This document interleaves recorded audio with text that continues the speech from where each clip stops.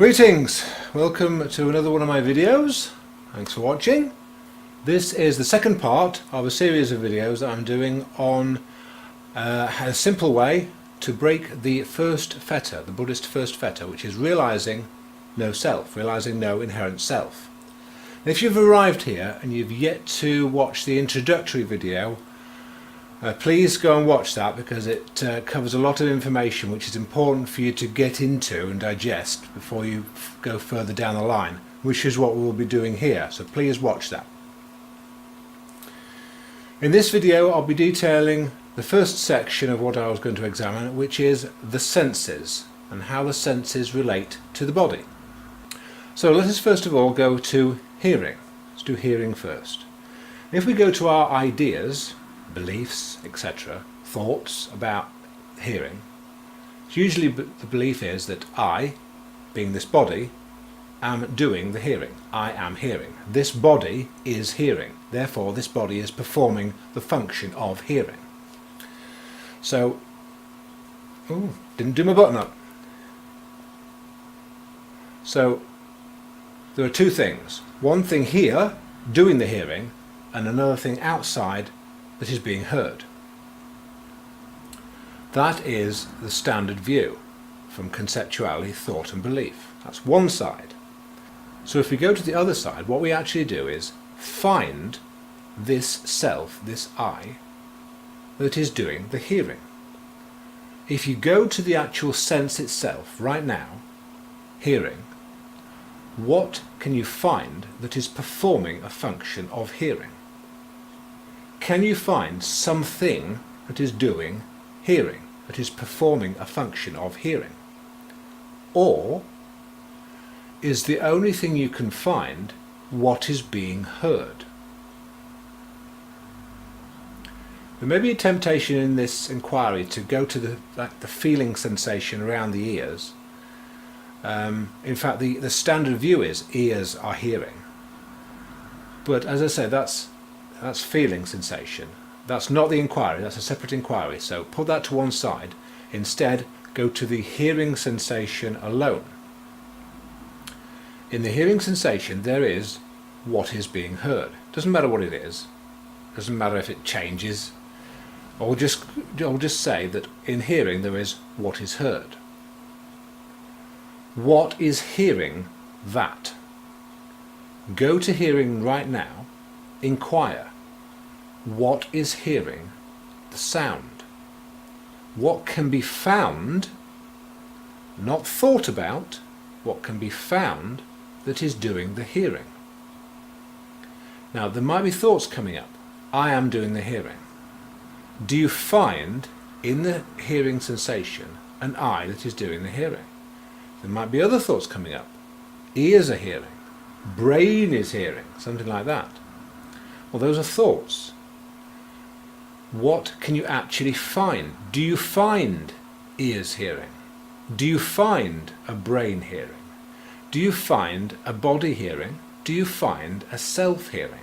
Or is the only thing to be found what is heard? Now it may come to you, if you've done this sort of inquiry before, or you're mentally acute to these sort of things, you will say, perhaps, that the hearer of the sound will never be found in what is heard. The only thing to be found in hearing is what is heard. Because if the hearer, what is doing the hearing, appears in what is heard, then it is not doing the hearing, it is what is heard. In fact, you could say it is illogical to think this way, that the hearer of the sound would appear in the hearing itself, and you'd be correct. But we are looking for what is doing the hearing, not a thought about what is doing the hearing, not a belief, not an idea, but the actual thing that is doing the hearing.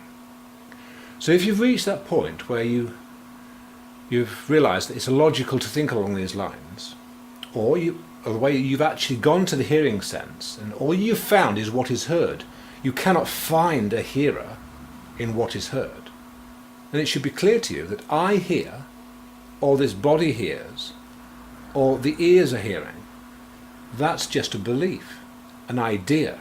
Those cannot be found in the hearing itself. So the I, the self that is considered to be doing the hearing, is only a concept, a belief, an idea. The I that is doing the hearing cannot be found in experience. So the only thing that you'll ever get in reference to the hearing as what is doing it is a belief or a thought about it, not the thing itself, because an inherent hearer cannot be found, only a belief about a hearer, a concept, an idea. Let's now move on to sight, a faculty of seeing. Same sort of inquiry. If we go to our ideas and beliefs about what is doing the seeing, we have I am seeing, this body is seeing, these eyes are seeing, the brain is seeing, etc., etc., etc.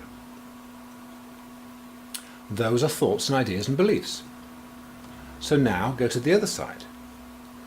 Actually go to your experience in the moment and find what is doing the seeing, if you can. What can you find that is doing the seeing? We can say that there is a visual experience. That is what is being seen. Doesn't matter what it is, changing, doesn't matter. That is what is being seen. What is witnessing what is being seen? Can that be found? Now, a couple of usual things to consider on this is, many people would say, well, if I look in a mirror, and I see a reflection of myself, of this body, in the face, so that is doing the seeing. But is the reflection in the mirror what is doing the seeing, or is the reflection in the mirror what is being seen? I'll put it to you, it's what the reflection is what is being seen. And we're not looking for that. We're actually looking for what is witnessing that. You could also say, well, must be eyes, because if I close my eyes, I can't see anymore. So eyes must be doing the seeing. But when you close your eyes, does seeing switch off, or does seeing still continue, but you witness black? Black is effectively what is being seen. If it is, what is witnessing that black? Because the black, with eyes closed, is what is being seen. We're looking for what is witnessing that. What can be found that is witnessing, that is doing the seeing of what is being seen? Can you find a pair of eyes doing the seeing? Can you find a self doing the seeing? Can you find a body doing the seeing? Etc., etc. Whatever you consider it to be, to you, a brain. Can you find a brain doing the seeing? And this isn't to dismiss anything, it's just to notice what is coming from thought and what can be found in the experience in this moment. And similar to hearing, it may come to many of you that all you'll ever find in seeing is what can be seen. To say that the seer appears in what can be seen would be illogical, because if the seer appeared in what is being seen, it would be what is being seen, not the seer. The seer cannot be found. An inherent seer cannot be found. So there is no inherent self to be found doing the seeing. All that you'll ever come to is an idea and a belief about what you think is doing it. What is actually doing it cannot be found. There is no inherent self in seeing. So the next inquiry will be sensation, feeling. Standard view is that this body, being me, I, this body is doing the feeling.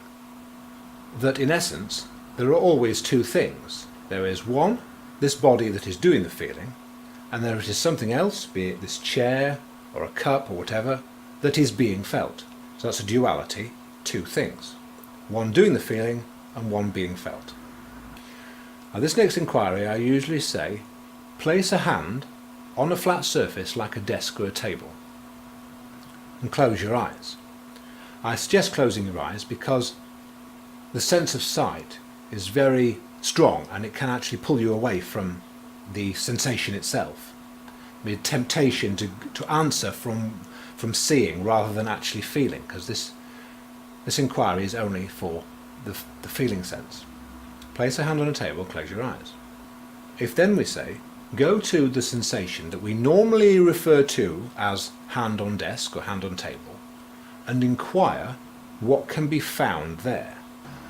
Now, as well as having the eyes closed, there may be a temptation to create an imagined image of a hand on a desk in the mind's eye. But again, notice that that's happening because we're not using an imagined image of what we think is happening. Instead, we're going to feeling the sensation itself. So any mental image you create, push that aside. Go to the experience alone, just the experience that we normally refer to as hand on desk, hand on table, and inquire what can be found. So go to the experience of feeling and try to find what is doing it. Can an I, a self, be found in the sensation?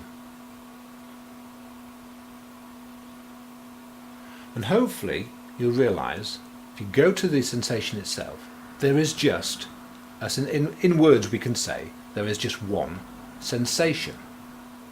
There are not two things to be found. And also, you might say that to find what is performing or doing the feeling in the sensation itself is illogical. Because when we go to the sensation, that is what is being felt. If what is doing the feeling is found in what is being felt, then that is what is being felt, not what is doing the feeling. So if the only thing is the sensation, anything you suggest that is doing the feeling or receiving the sensation is only an idea, a belief, a concept. An inherent self that is doing the feeling cannot be found. There is no inherent self to be found feeling, and that includes the body. If you go to sensation, the body cannot be found that's actually performing the function of feeling. So hopefully if you've reached this point, you'll have done hearing, seeing and feeling. And in all those three, we have a belief, an idea, that there is an I, a self, a me, a body, doing these things. And yet in each case, an inherent self doing these functions could not be found. Then, as I said, the weaker senses I don't usually do, but you can do them yourself. For example, the taste sensation. If we think about taste, I am tasting. This body is tasting. The tongue is tasting. The mouth is tasting. Those are our ideas and beliefs about what we think is going on. Okay, that's one side. Now go to the experience itself directly and inquire. There is the taste. What can be found that is doing the tasting? Similarly with the other inquiries, there may be a temptation to mentally generate a picture of a tongue or a picture of a mouth. If you're doing that, just check that, because that's not what we're looking at. You're superimposing something else into the equation, and all we need to go to is the taste sensation itself alone, without anything added to it. Can a taster be found? Can a body be found performing a function called tasting? Can an I, a self, be found performing a function of tasting? And it may be clear to you that, again, all we can find in tasting is what is being tasted, or a taste. That's it, just one thing. We can say in words, just one thing, a taste sensation. If what is doing the tasting is found in the taste sensation, and that wouldn't be what is doing the tasting, it will be within the taste sensation. So it is illogical to attempt to find what is doing the tasting if all we can find is what is being tasted, or a taste. And so in tasting, we cannot find an inherent self doing it. All we have is our ideas, beliefs, thoughts, concepts about what we think is going on. We do not find an inherent self tasting. Similar with smell. Go to the smell sensation, which obviously you might have to get some roses or some scent in the air to try and detect that if you want to do that sort of inquiry. But the same sort of inquiry again. We have the sensation of smell. We have ideas about what's going on. The nose is doing the smelling. I am doing the smelling. The body is doing the smelling, the function of smelling, performing the activity of smelling. That's on one side.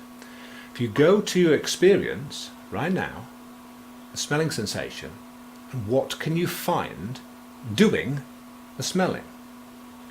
And similar with the other ones, there may be a temptation to either mentally generate an image of the nose, whatever, but again, push that to one side because that's a mentally generated image. All we're considering is the actual sensation, the smelling sensation itself. Also, there may be a temptation to go to the feeling sensation of air passing through the nostrils. That's quite tempting because they're quite close together.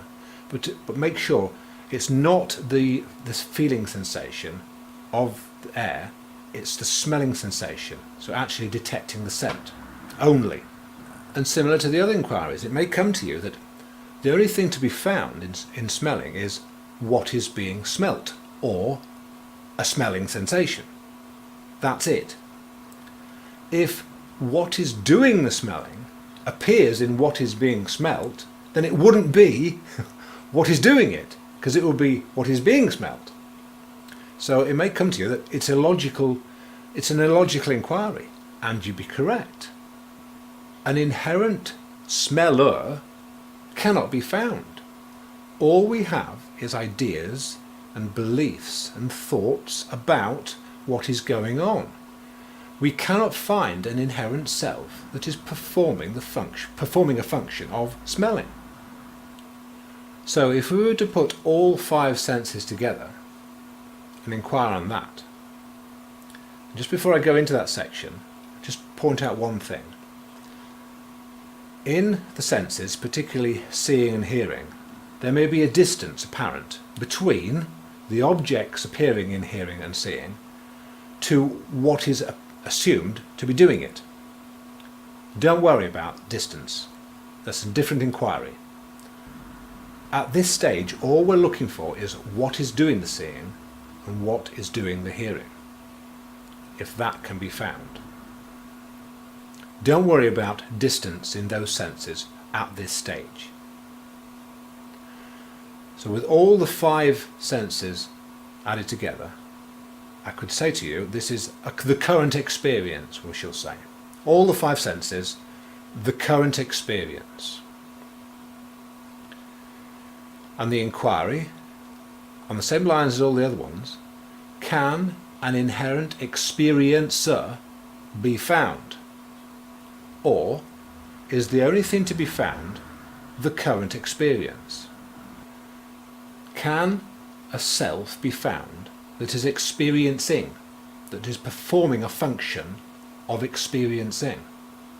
Can a body be found that is performing a function of experiencing? Can anything separate be found that is performing a function of experiencing? Or is the only thing to be found the current experience?